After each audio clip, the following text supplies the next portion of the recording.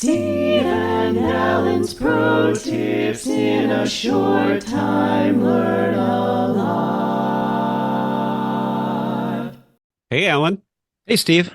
I recently received a very nice complimentary email. And you know what? It made me feel pretty good. Well, it should. It does feel good when people compliment us. And you know what I found? Sometimes people assume that Alan or Steve or any folks who are somewhat accomplished in their profession, that we don't need or want the compliments. I've found the same, and I'm actually guilty of doing that too.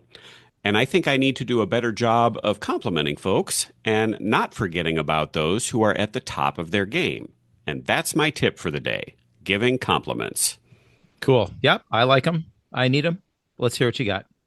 So, first, as we discussed, give out those compliments. Mm-hmm.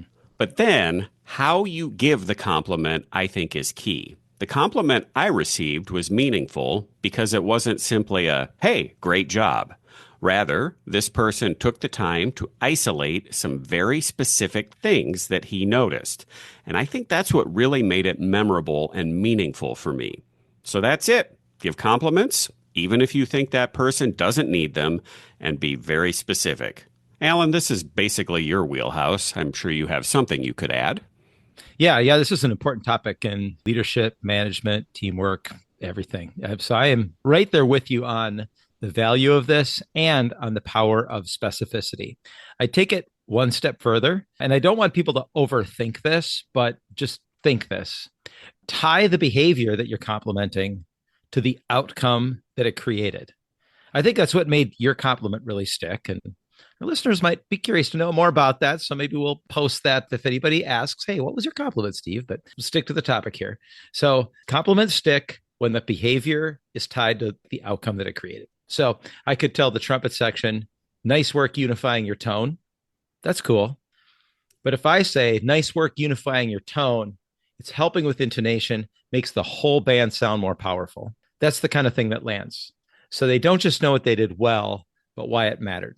And while I'm at it, here's another thing that we overlook. We overlook how valuable it is to compliment basics, especially when they've been missing. So something like, hey, you're nailing that entrance every time now, flute players. We worked on that, and now we can move on to bigger things. That kind of recognition reinforces progress and sets the stage for what's next. And then finish with the appreciation. The most effective compliments I've given or received follow a flow. Behavior, outcome, then thanks. Not just thanks for playing in tune, but you really locked in your pitch during the chorale, which lifted the whole ensemble.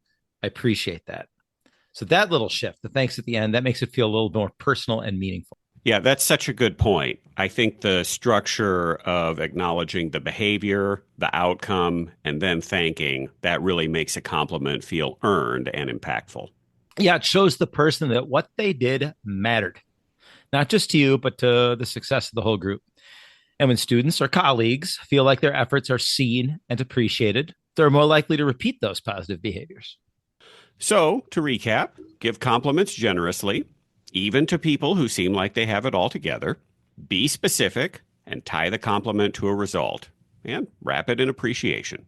It's not complicated, but it is intentional. And when we do it right, it builds trust, motivation, and growth. All right. Thanks, Alan. Well, thank you, Steve.